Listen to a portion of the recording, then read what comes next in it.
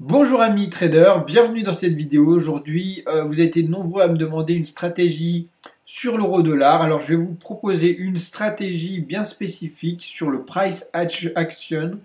Le price action, c'est simplement trader avec le prix. Et ça, c'est vraiment important sur l'euro-dollar. Si vous n'êtes pas encore trader et vous souhaitez un bon broker, moi je vous recommande Tickmill. Tickmill, c'est un broker qui est régulier en Europe, qui surtout a des spreads vraiment très très serrés. Et voilà, c'est un des acteurs majeurs qui te permet la protection des fonds, etc. Donc si tu veux trader de façon sérieuse, n'hésite pas à passer par le lien dans la description, ça me permettra de faire vivre aussi cette chaîne. Donc cette semaine prochaine, là, hop, tu vois, il y a tous les éléments importants de la semaine, et mercredi par exemple, là, ça risque de bouger parce qu'il y a l'IPC en début de journée, et en fin de journée, il y a Powell qui parle, donc ça va bouger. Et c'est sur ces moments-là où on a les plus gros mouvements de marché, et sur des mouvements en swing trading comme je vais t'apprendre, c'est là qu'on va prendre les gains qu'on a à faire. Alors comment ça se passe? C'est assez simple. Donc le price action, il est normé sur les niveaux de prix classiques de l'euro-dollar. Là, je suis sur l'euro-dollar en 4 heures, sur la plateforme TradingView que tu peux associer au broker Tickmill directement. Donc ça te permettra de passer tes ordres directement sur TradingView. Et c'est pour ça, moi, je recommande Tickmill si tu as un minimum de sérieux. Donc, en termes de stratégie, tu vas voir, on va utiliser aucun indicateur. Alors moi, je suis parmi les gens qui prônent la simplicité en trading. Et pour cela, la meilleure des choses, c'est de trader à la bougie. Parce que les bougies et les prix vous donnent la totalité des informations intéressantes qu'on a besoin pour trader, surtout quand on débute. Vous êtes nombreux à vouloir trader avec beaucoup d'indicateurs, ça ne sert à rien, surtout quand on débute. Voilà, les grands traders ne traitent pas avec des indicateurs. Pourquoi? Tout simplement parce que les indicateurs sont toujours en retard. Hein, je t'apprends rien. Si tu sais, les indicateurs, ils donnent des entrées intéressantes trop tard, et du coup tu loupes la moitié du marché. Donc voilà. Euh, donc là, on va déjà faire une première chose, c'est mettre les niveaux importants. Là, par exemple, les 1,11, ça c'est un niveau clé, d'accord? Et on va mettre tous les 500 les niveaux vraiment importants. Donc 1,11, 1,10,5, 1,10, etc. D'accord? Ça, c'est les niveaux qui vont être le plus tradés et qui auront un impact très fort sur les marchés. Donc, il faut que tu aies ces niveaux tout le temps sur tes graphes pour ne pas te planter finalement, d'accord? Donc tu vas te mettre sur ces niveaux. Déjà, c'est quelque chose d'essentiel à mettre sur tes graphiques. Donc voilà, là tu vois, j'ai mis tous mes niveaux de 500 en 500. Et donc on se retrouve toujours à 1,07, 1,07 500, 1,08, 1,08 500, 1,09, etc. D'accord? Une fois que tu as fait ça, c'est assez simple. Le price action, comment ça fonctionne et comment on le met en place? Donc on est en bougie H4 et tu vas initier des trades. Alors sur du H4, moi généralement je mets environ 2 à 3% de mon capital par trade. C'est-à-dire que le stop loss, quand il sera touché, ça représentera 2 à 3% de mon capital. Je me permets d'avoir un pourcentage assez important parce que c'est une stratégie qui est relativement facile où on a des gains assez importants. Donc accroche-toi, c'est un peu complexe, c'est assez simple à comprendre, mais il y a des petites subtilités comme comme toute stratégie de trading. Le principe, c'est on se base sur des grandes bougies, d'accord? On va partir sur une bougie qui est beaucoup plus grande que les bougies qui sont précédemment visionnées, d'accord? Par exemple ici, tu vois, il y a de nombreuses bougies, et ces bougies-là, c'est des petites bougies d'incertitude. Et là, on a une bougie qui a été initiée par des gros fonds et qui ont fait vraiment bouger les marchés. Cette bougie-là, c'est une bougie d'impulsion. C'est sur celle-ci que l'on va initier un trade, une fois qu'elle sera terminée. Donc, pourquoi je vais initier un trade? Alors, il faut qu'on ait deux choses. Une première chose, une compression, c'est-à-dire les prix se sont arrêtés sur une zone intéressante, d'accord? Ici, on a une zone de compression, les bougies sont en attente pendant un moment. Ça, c'est une zone vraiment importante à retenir. Il faut avoir cette configuration qui se profile à un moment donné sur les graphiques. Alors, le plus souvent, c'est difficile d'attendre et la majorité des traders ont du mal à attendre, mais c'est vraiment la clé du succès, c'est l'attente et prendre le bon moment pour prendre un trade. Une fois qu'on a cette bougie, on regarde où est-ce qu'on est. C'est-à-dire que si donc le range, on était vraiment sur le prix des 1,09500 et légèrement en dessous, hein, on n'était pas au-dessus, mais on était légèrement en dessous et on brodait autour du prix. Et on part d'en dessous et on casse ce prix violemment pour faire une grande bougie comme ça. C'est à ce moment-là qu'on va prendre un trade. Alors un contre-exemple, on va prendre un contre-exemple si on en trouve un. Voilà, par exemple, là, par exemple, on a cette configuration, contre-exemple. On a des petites bougies et on a ce mouvement d'impulsion, d'accord? Déjà, ce qu'on voit, c'est qu'on n'était pas sur le prix des 1,09. On est venu au contact, il y a eu rejet, il y a eu rejet. Ça, déjà, c'est une mauvaise nouvelle. Pourquoi? Parce qu'on n'était pas sur le prix. Les bougies n'étaient pas comme ici, sur le prix et en dessous du prix. On était au-dessus du prix. Et quand on a une impulsion, ben on va se faire arrêter par là et ça risque de broder par là. Donc on risque de faire un trade pourri, quoi, un trade qui loupe. Donc ça, c'est vraiment le contre-exemple, c'est-à-dire que si on a cette configuration, on est juste au-dessus du niveau et qu'on part fort, même si on casse ce niveau-là, on n'était pas sur ce niveau, et donc il y a de fortes chances que ça n'aille pas plus loin. Donc là, c'est vraiment le contre-exemple. On va voir au fur et à mesure différents exemples intéressants pour moi, à mes yeux, et tu verras que ce sera profitable. Alors, en termes de ratio gain-perte, comme je t'ai dit, moi, j'ai dans mon optique, c'est d'avoir un ratio de en dessous de 1. Pourquoi? Parce que l'euro-dollar, généralement, il retrace un peu et c'est pas top. Quand tu te mets sur une bougie H4 comme ça, en 4 heures, juste sur la bougie avec le stop loss, moi ce que je fais personnellement, je mets un ratio 0,5. D'accord? Alors ça va faire bondir pas mal de monde, mais ça se passe comme ça si tu veux faire des gains réguliers et que tu veux pas attendre 107 ans pour finir et clôturer ton trade. Alors bien sûr, le risque est important par rapport aux gains estimés, mais l'avantage, c'est quand tu es dans ces ratios, là déjà tu vas être exécuté et tu vas atteindre ton TP assez rapidement. Et deuxième chose, c'est que tu ne seras pas parmi tous ceux qui ont un ratio de 1. Et là, si tu te mets un ratio de 1, peut-être c'est juste au-dessus de ces bougies-là. Et en fait, tu vas revenir à break-even souvent ou alors tu vas perdre des trades. Ici, comme tu peux voir, tu as initié le trade ici. 4 heures, 4 et 4, 8, 16.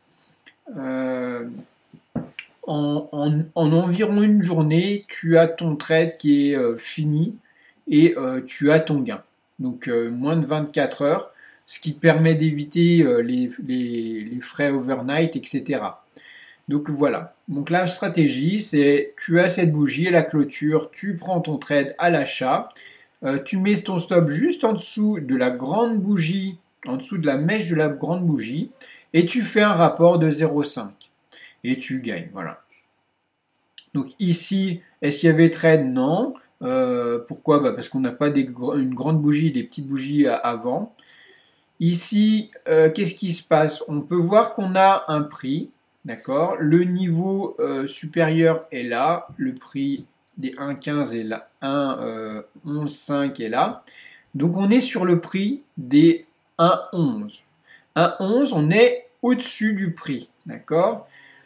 On est au contact ici, ici. Là, on était au-dessus et d'un coup, on vient tout casser, d'accord? Alors bien sûr, là, tu vois, on est revenu sur ce prix-là. C'est pour ça que moi, je mets toujours des positions short là, comme par exemple là, tac, avec le stop, bien sûr, au-dessus, au niveau de la mèche haute et le rapport 0,5. Alors bien sûr, tu me diras, voilà, mais là, sur ces deux exemples, tu aurais pu mettre un rapport de 2, tu aurais gagné. Bah oui, mais bon, à quel prix et avec combien d'argent? Voilà. Quand tu as des vrais capitaux, je peux t'assurer quand tu restes en position sur des positions à 2%, 2 à 3% de ton capital, tu es bien content que ça se finisse en moins d'une journée. Et là, c'est ce qui se passe, tu vois, tu clôtures là. Il y a eu 1, 2, 3, 4, 5, 6, 7 bougies, donc moins d'une journée.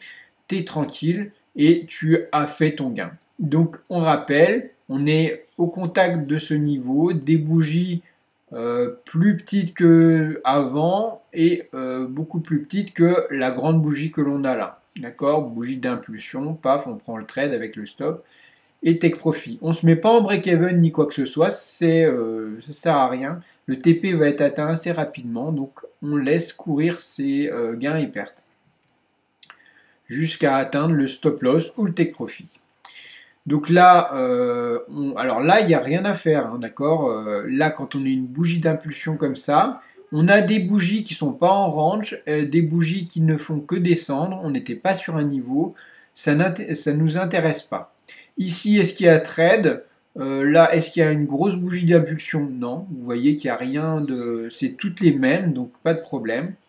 Ici, bah pareil, hein, retracement, retracement, on n'était pas sur ce niveau. Et là, on a la cassure, mais on était déjà au-dessus de ce niveau-là. Donc, ce trade-là, je ne le prends pas. Donc ensuite, bah, vous voyez que les bougies sont à peu près toutes les mêmes. Ici, c'est un peu dangereux. On peut, bon, voilà, là, c'est un peu dégueu parce que vous voyez une grande bougie quand même. On est sur un range qui est mal formé. Mais admettons, tu veux prendre un trade sur cette configuration là. Donc tu te mets, hop, alors attends, je me suis trompé, en position longue. Donc là, on se dit, voilà, ce niveau peut être intéressant étant donné l'impulsion de cette bougie. On n'était pas au contact de ce niveau-là, on était au-dessus et juste en dessous de ce niveau-là. Là, on était au contact, donc pourquoi pas initier un trade? Donc on se met là avec un stop sur le niveau là et regarde bien pourquoi je me mets moi à 0, un ratio de 0,5. Ben, tout simplement parce qu'en ratio 1, tu te serais fait sortir et là, tu vois, tu gagnes ta position ici alors que le ratio 1, bah, peut-être que tu te serais fait sortir à ce niveau-là. D'accord? Donc encore une fois, un gain. Depuis le début qu'on a installé cette stratégie, tu vois que on a fait 3 gains. Donc le ratio 0,5 a des gros avantages. Donc là, pareil, configuration un peu délicate. On a cassé ce niveau, on revient au contact, rejet, rejet, on part en vente. Moi, personnellement, c'est pas le niveau où j'aime prendre sur l'euro-dollar. J'aime bien partir de derrière le niveau des 1,095 et donc au-dessus et que ça casse vraiment ce niveau sur la bougie, d'accord? Bon, là, ça aurait pu faire un trade intéressant, mais on ne pouvait pas le savoir. Ensuite, donc là, on est entre deux niveaux. Ici, on est au-dessus. Ici, on est juste au-dessus. Hop. Donc là, rien d'exceptionnel. Pas de grande bougie. Ici, Alors là, ça s'est fait en plusieurs fois et là on finit sur ce niveau. Donc pour moi, pareil, on ne prend pas. Après, il faut habituer son œil à ne pas prendre ou prendre les trades. Ici, il n'y a pas de petites bougies. Ici, il n'y a pas de petites bougies. On est tous sur des mouvements assez importants, donc rien d'intéressant. Là, ici, alors ici, c'est intéressant, mais on n'était pas au contact de ce niveau-là, on était entre deux eaux, et tu vois que le stop loss est vraiment grand. Donc, avant d'atteindre le take profit, voilà, c'est toujours assez compliqué de décider de prendre un trade avec un stop loss aussi large. Moi, j'aime pas trop les stops aussi larges parce qu'en général, ça dure une éternité. Bon, là, c'était peut-être pas le cas, mais bon. J'optimise vraiment les entrées pour elles soient bien. Donc là, on est au contact de ce niveau-là. Comme tu peux voir, on est en dessous, légèrement, mais on a du rejet. Hein, rejet, rejet. Une bougie qui n'est pas si impulsive que ça. Donc ici, moi personnellement, c'est pareil. Je trouve que le prix, on n'était pas, les bougies, le corps des bougies n'était pas sur le niveau. C'est pas idéal. C'est encore une fois une entrée qui n'est pas idéale pour moi. Donc tu vois, il y a beaucoup de faux signaux à ne pas prendre dans cette stratégie, mais quand il y a un signal, on a de gros taux de réussite. Ici, bah, toujours pas grand-chose. Ici, vous voyez, on est encore légèrement au-dessus de ce niveau. Ici, bon, on a un range, d'accord, un range qui s'est initié. Bon, ça, on le voit, hein, là, il y a beaucoup de bougies qui sont sur ce niveau. Donc, on voit que les prix se sont arrêtés sur ce niveau. Là, on a une sortie du niveau. Alors, bon, elle n'est pas énorme, cette bougie, mais personnellement, si on associe les deux bougies là, on a quand même une belle bougie d'impulsion. C'est le genre de trade que j'aurais tendance à prendre.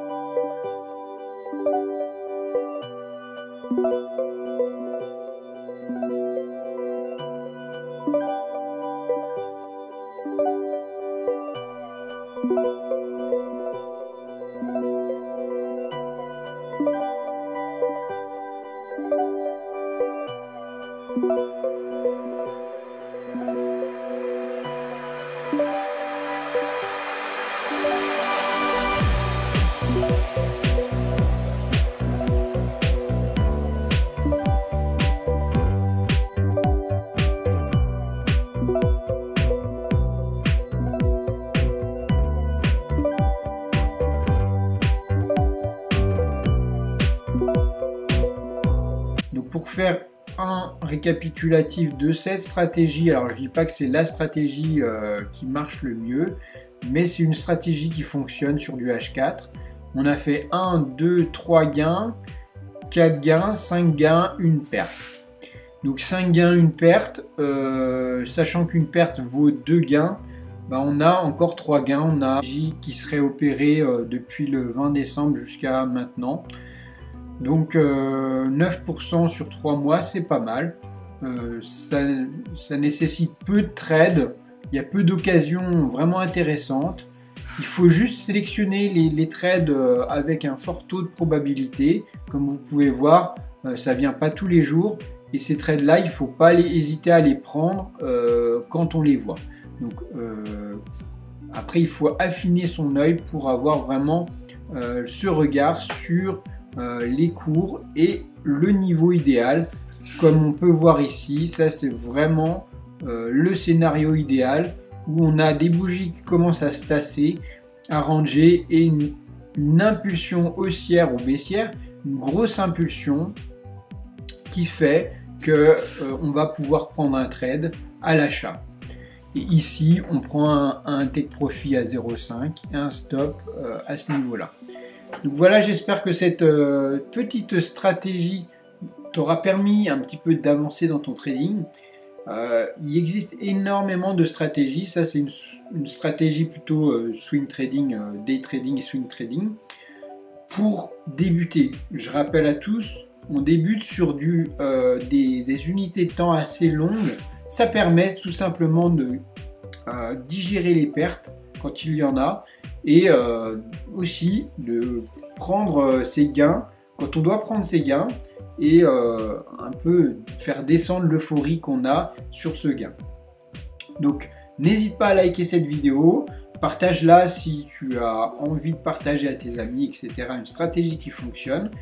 Et toujours, je te rappelle, trade tranquillement, n'investis seulement ce que tu es prêt à perdre, c'est vraiment important. On est sur des CFD et les CFD, il y a du levier et le levier c'est dangereux. Donc investis seulement l'argent que tu es prêt à perdre. Et si tu cherches un broker intéressant, il y a Tickmill que tu retrouveras dans la description. Sur ce, je te souhaite un excellent week-end à toi et bon trade à toi.